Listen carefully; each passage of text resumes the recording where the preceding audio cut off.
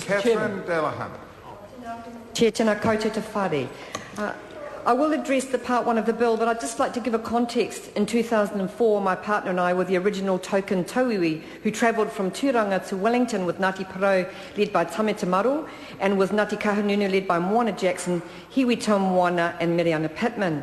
This uplifting hikoi joined the rest of Aotearoa in the forecourt of this parliament to do more than oppose the Labour government's legislation. The hikoi upheld the political and cultural strength of whānau hapu and iwi, who had travelled together to remind the government and the rest of the country that their mana whenua status and rights in the realm of the Takutai Moana had never been superseded, given away or handed over, and that they were therefore the last people who needed to prove their relationship.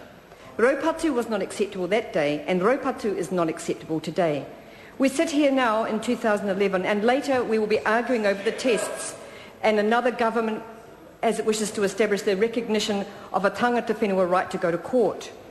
Regrettably, the repeal of the original legislation is not the solution, although it is being repealed in this bill tonight. Some are arguing it is a step in the right direction, but restoring due process in a manner which basically maintains basic inequality of access to justice cannot be celebrated. In terms of part one, the purpose of the bill is not, in my view at least, to provide true justice and equity under Te Tiriti or Waitangi, let alone access to the beach for all New Zealanders. Access to the beach for all New Zealanders has never been the purpose of this or the previous piece of legislation. The haters and wreckers have never been the hapu katoa asserting their mana whenua. Perhaps the Coastal Coalition might like to consider their responsibilities in the fostering of hate and the wrecking of local community and hapu relationships through their particular and perverse take on this piece of legislation. There are numerous issues, Mr Chair, to be addressed, from the privileging of private title holders in another part of this law to the unfair thresholds for establishing so-called customary rights within 6 years. And expressions like customary title and common space have been given new and particular definitions, and the courts will no doubt have a field day at others' expense establishing those meanings. But for me, the underlying purpose of the bill is expressed in Part 1, Clause 9.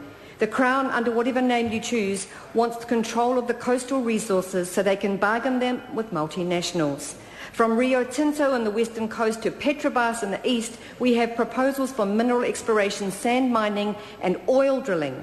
The Crown doesn't want to bargain with iwi as well, so it's much tidier for them if they are the decision makers. The public thinks this is about their right to a picnic in the sand. But it's really about the development of undersea and coastal wealth at the expense of the environment and future generations. While we fight over the mirage of public access, the companies are busy working with our own Crown research entity, assessing the opportunity to drill for oil and mine for sand.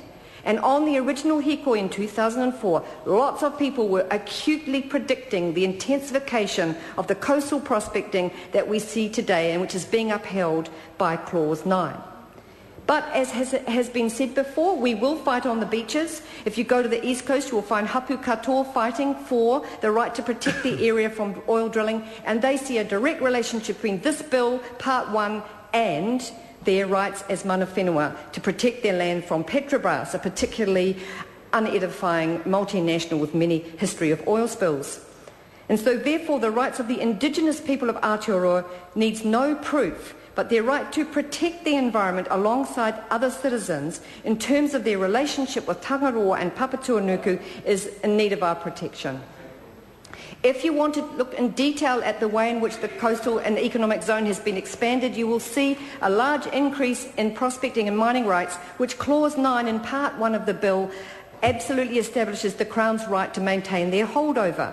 And you will find that many citizens, as well as tangata whenua, are very concerned about this.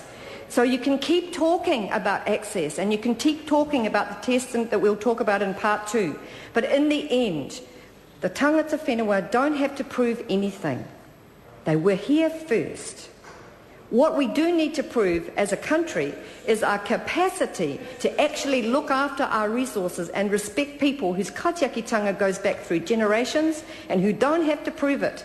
I think actually what we need to prove is our capability of looking after our resources, our vulnerable coastal environment, our vulnerable communities who want to establish their mana whenua want to maintain their mana whenua rather than have to establish it through a court of law. So I'm very strongly in favour of the Green Party's position on this law, and we oppose the bill.